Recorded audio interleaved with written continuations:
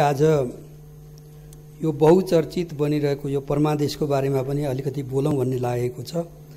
त्यसको साथमा अरू विषयहरू पनि छन्। अध्यक्ष महोदय, अदालतको परमादेशबाट यो सरकार बनेको हुनाले सरकारलाई परमादेश सरकार भनिएको हो। यसो भन्दा कसैलाई अलि बढी पिर परेको, रिस उठेको देखियो।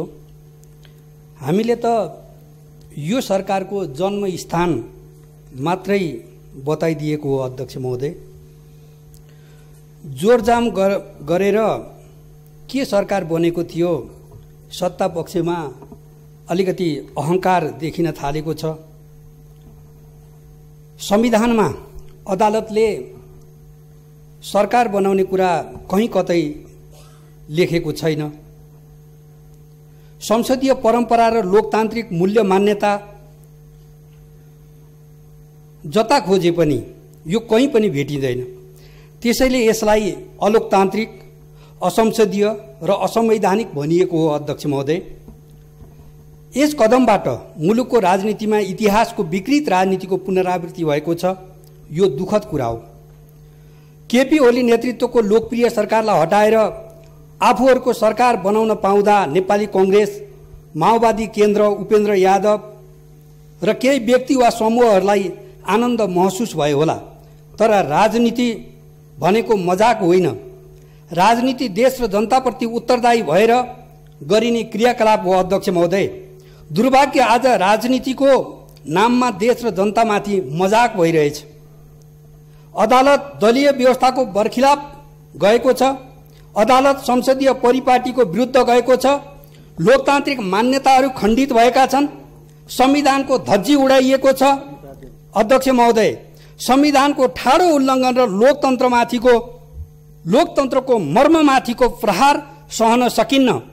कतिपयलाई मैले जितेको छु भन्ने लागेको हुन सक्दछ, तर लोकतन्त्रले हार्दा अहिलेको राजनीतिक मञ्चमा कुनै पनि खेलाडीको जित हुनेवाला छैन। अध्यक्ष महोदय, बहुदलीय व्यवस्थामा निर्दलीयताको पक्षपोषण खतरनाक कुरा हो। यसको समर्थन गर्न सकिन्न। अध्यक्ष महोदय, अदालतले गरेको यस गलत फैसलाको विरुद्ध नेकपा एमाले आफ्नो वैचारिक सङ्घर्ष जारी राख्दछ र जारी राख्नु पर्दछ। अध्यक्ष महोदय, कतिपय माननीयले यो सरकारलाई परमादेश सरकार नभन्नु र भन्ने भए बाहिर जानु, यहाँ नबस्नु भनेर भनेको समेत सुनियो। मलाई दया लागेर आयो। अध्यक्ष महोदय, आफ्ना बोलीहरूलाई सन्तुलित र राजनीतिक बनाउँदै नै राम्रो होला। मुद्दा मामिला र जोडजाम गरेर सरकार के बनेको थियो खुट्टाले भुइँ छोडिहाल्नु पर्दैन। अध्यक्ष महोदय, नेकपा एमाले सत्ताको कुर्सी र ओहदाको निम्ति स्थापना भएको पार्टी होइन। यो त जनताको सुख, खुसी र जीवन बदल्नुको निम्ति स्थापना भएको पार्टी हो। राष्ट्रको हितको रक्षा र सम्वर्धनको निम्ति स्थापना भएको पार्टी हो। अध्यक्ष महोदय, नेकपा एमाले जनताको भलाइ र राष्ट्रको हितको निम्ति जमिनको धुलोमा बसेर सङ्घर्ष गर्न तयार छ, तर यसलाई कमजोर नठानियोस्। अध्यक्ष महोदय, नेकपा एमाले अहिले पनि देशको सबैभन्दा ठूलो राजनीतिक शक्ति हो, सबैभन्दा ठूलो तागत हो। सदनमा पनि सबैभन्दा ठूलो शक्ति हो नेकपा एमाले। हेक्का राख्दा राम्रै होला। सदनमा अरू विषयहरूमा पनि केही कुराहरू उठाउन आवश्यक ठानेको छु मैले, र केही कुराहरू यहाँ पनि उठे। केपी ओली सरकारले कमजोर मुद्दा लगाएका कारणले अपराधी छुटे भनेर पनि भनियो। 10 करोड बिगो र 3 वर्ष कैद सजाय माग भएका फरार अपराधीलाई सरकार बनेको अर्को दिन 10 लाख धरोटीमा छुटाइएको छ। र फेरि दोष चाहिँ केपी ओलीलाई। वाह सत्तापक्ष, यो देशको दुर्भाग्य हो। अध्यक्ष महोदय, परमादेश सरकार बनेको अर्को दिनदेखि यो मुलुकमा राजनीतिक अपराधीकरणको सुरुवात भएको छ। हाकाहाकी कुशासनको आरम्भ भएको छ। अध्यक्ष महोदय, इटा भट्टामा मान्छेलाई पोलेर मार्ने नाइके अपराधीलाई छुटाउन लाग्छु भनिएको छ। ती त लोकतन्त्रका नायक हुन् भनिएको छ। लोकतन्त्रलाई बदनाम गर्ने कुरा योभन्दा अरू केही होला र? अध्यक्ष महोदय, मन्त्री बनाउँदा, सचिवको सरुवा गर्दा होटल र रिसोर्टहरूमा बसेर मोलमलाई भइरहेको छ। परिवारको सक्रियता बढेको छ भनेर सामाजिक सञ्जाल र मिडियाहरूमा आइरहेको छ। अध्यक्ष महोदय, यो के हो? म सोध्न चाहन्छु सरकारलाई। लोकतन्त्र भनेको विधि र पद्धतिमा चल्ने शासन व्यवस्था हो, तर आज लोकतन्त्रको नाममा विधि र पद्धतिको धज्जी उडाइएको छ। मलाई लागेको थियो यो गठबन्धन सरकारले जनताको पक्षमै काम गर्नेछ। आफ्नो कामको आरम्भ सशस्त्र द्वन्द्व र आन्दोलनका शहीदहरूलाई सम्मानबाट गर्नेछ। अपाङ्ग घाइतेहरूको उपचार र तिनका परिवारहरूको हेरविचारबाट गर्नेछ भन्ने मलाई लागेको थियो। विकास र अभावमा छटपटिएका जनताहरूको पक्षमा काम गरेर आफ्नो कामको आरम्भ गर्नेछ भन्ने लागेको थियो। अध्यक्ष महोदय, तर सरकारको ध्यान त अर्कैतिर देखियो। अध्यक्ष महोदय, अपराध र असुलीतिर। यो लोकतन्त्रको दुर्भाग्य हो, नेपाली जनताको दुर्भाग्य हो। अपराधीहरू खुसी हुने र जनता दुखी हुने अवस्था पो आयो। अध्यक्ष महोदय, नेकपा एमालेको सरकारले नेपाली जनतालाई पुग्ने गरी खोपको प्रबन्ध गरेको थियो। यसै सदनमा सुरुको दिन सत्तापक्षका नेताले इमान्दारितापूर्वक भन्नुभएको थियो, अहिले आएको खोपमा यो सरकारको दाबी रहनु हुँदैन, यो अघिल्लो सरकारले नै व्यवस्थापन गरेको हो। तर चिन्ताको कुरा के हो भने अध्यक्ष महोदय, अरूले व्यवस्थापन गरेको खोपको पनि यो सरकारले व्यवस्थित रूपमा जनताकोमा पुर्याउन सकेन। यो चाहिँ चिन्ताको कुरा हो। खोप हराए, खोपमा सोर्स फोर्सको कुरा आइरहेको छ। सोर्स फोर्सले खोप लगाउन पाउने सर्वसाधारण वञ्चित हुने अवस्था सिर्जना भएको छ। यो दुःख लाग्ने कुरा हो। यति मात्रै होइन, खोप होटल र पहुँचवालाहरूको घरका फ्रिजहरूमा डम्पिङ हुन थाले। खोपमा सोर्स फोर्स, यहाँभन्दा दुर्भाग्य के हुन्छ? योभन्दा लज्जास्पद के हुन्छ? खोपमा चोरी। प्रधानमन्त्रीज्यू के गर्दै हुनुहुन्छ? केपी ओलीले ल्याइदिएको यति खोपमा त बेइमानी नगरिदिनुहोस् र हाम्रो राम्रो व्यवस्था मिलाइदिनुहोस्। विनम्रतापूर्वक मेरो अनुरोध छ। अहिले पनि देशमा कोभिडको महामारी छ। अध्यक्ष महोदय, स्वास्थ्य मन्त्रालय यसका विरुद्ध जुझ्ने सबैभन्दा नेतृत्वदायी अङ्ग हो। अध्यक्ष महोदय, प्रधानमन्त्रीज्यूले जेन तेना राज्य मन्त्री त बनाउनु भयो, तर अधिकार सबै आफैसँग राख्नुभयो। यो के गर्न खोजिएको हो? कोभिडको तेस्रो भेरिएन्टसँग देशले जुझ्नु पर्ने छ। त्यसतर्फ सरकारको कुनै चासो र तयारी छैन। अध्यक्ष महोदय, प्रधानमन्त्रीज्यू राजनीतिक दाउपेच र शक्ति केन्द्रित गर्ने कुरामा लाग्नु भएको छ। खोप खोप खोप भन्नुभयो प्रधानमन्त्रीज्यूले आफ्नो पहिलो भाषणमा। खोइ त खोप प्रधानमन्त्रीज्यू, खोप चाहियो। म अनुरोध गर्न चाहन्छु।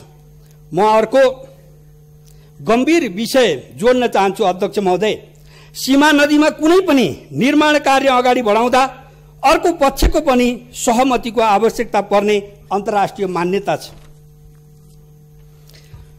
अध्यक्ष महोदय, महाकाली नदी अधिकांश ठाउँमा सीमा नदी हुनुको कारणले पुलबाट तुइन विस्थापन गर्ने तत्कालीन नेकपा एमाले नेतृत्वको सरकारको योजनामा भारतीय पक्षको सहमति आवश्यक हुन गयो। धेरै ठाउँमा सहमति आउन सकेन र आएका ठाउँहरूमा कोभिडको कारण सामान खरिद र ढुवानीमा समस्या भएकोले निर्माण कार्य समयमै अगाडि बढ्न सकेन। यसै सिलसिलामा मुद्दा मामिला र घेराबन्दीबाट सरकारलाई हटाइयो, जसको कारणले जारी प्रक्रिया अवरुद्ध हुन गयो। अध्यक्ष महोदय, यो सरकारले बिना विलम्ब पहल गरोस्, पुल बनाओस् र तुइन विस्थापन गरोस्। जनताको यो चाहना छ र अपेक्षा छ। अध्यक्ष महोदय, यसै क्रममा तुइनमा झुन्डिएर यात्रा गर्नुपर्दा केही दिन अगाडि महाकाली नदीमा एउटा दुःखद हृदय विदारक घटना घट्यो। तुइनबाट महाकाली नदी तर्दै गर्दा भारतीय सीमा सुरक्षा बल एसएसबीका जवानले तुइनको तार काटिदिँदा दार्चुलाका जयसिंह धामी नदीमा खसेर बेपत्ता भए। अहिलेसम्म न सास न लासको अवस्था छ। अध्यक्ष महोदय, यो मानवता विरोधी जघन्य अपराध हो। नेपालीहरूको लागि यो असाध्यै दुःखद र पीडादायी घटना पनि हो। अध्यक्ष महोदय, परमादेश सरकारले खुट्टा किन कमाएको हो? भारतीय एसएसबीका जवानले तुइनको तार काटेर जयसिंह धामी नदीमा खसेर बेपत्ता भएका हुन्। देखि जान्ने साक्षीहरूले यो कुरा भनिरहेका छन्। बुझ्न बाँकी के छ?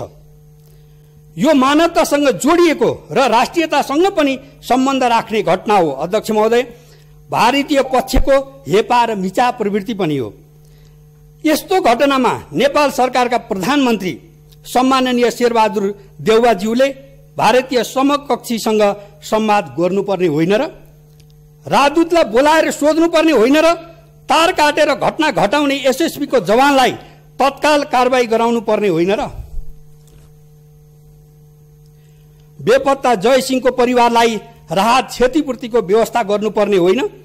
तर परमादेश सरकार सुनसान छ, केही गर्न सकिरहेको छैन। अध्यक्ष महोदय, यसै सदनमा गृहमन्त्रीज्यूको सम्बोधन सुन्दा झनै दिक्क लाग्यो। जयसिंह धामी तुनबाट खसेर हराएको कुरा गरियो। सरकारले बनाएको छानबिन कार्यदल 5 दिनसम्म घटनास्थल पुर्याउन सकिएन भनेर भनियो।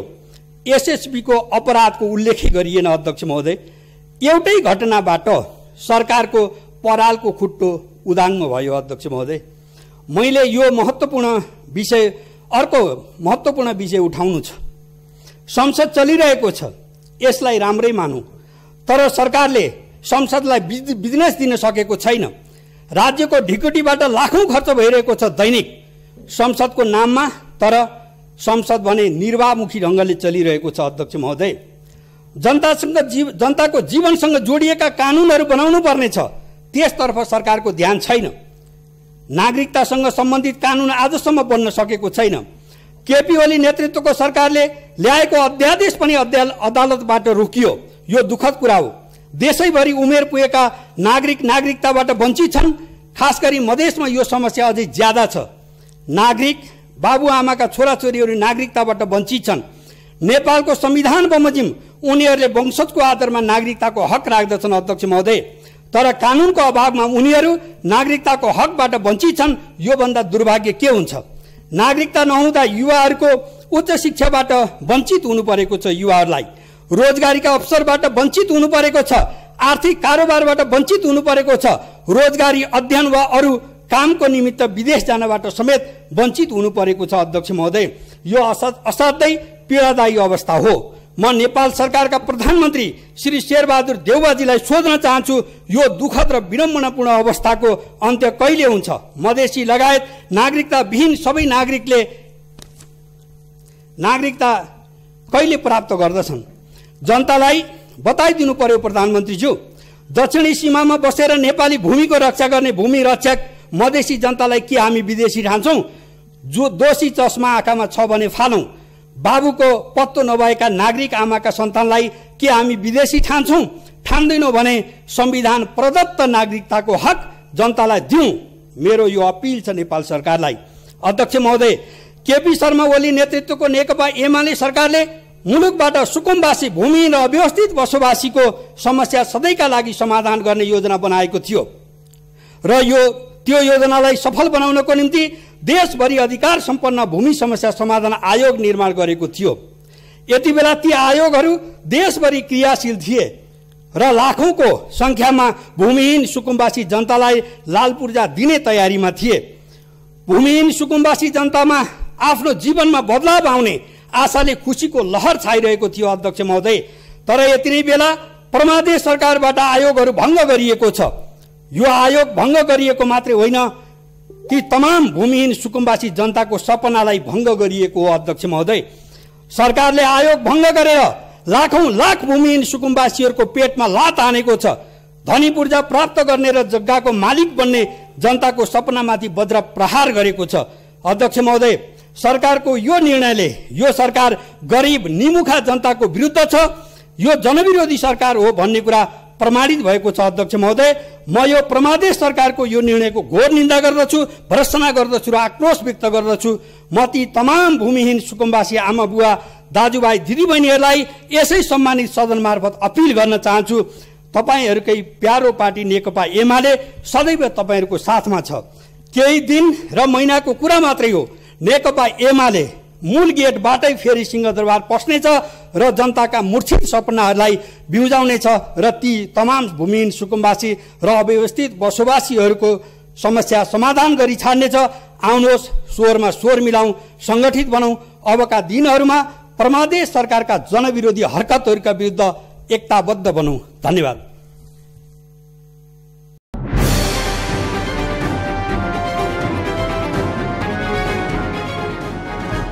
तपाईँको सूचनाको साथी दैनिकी.com।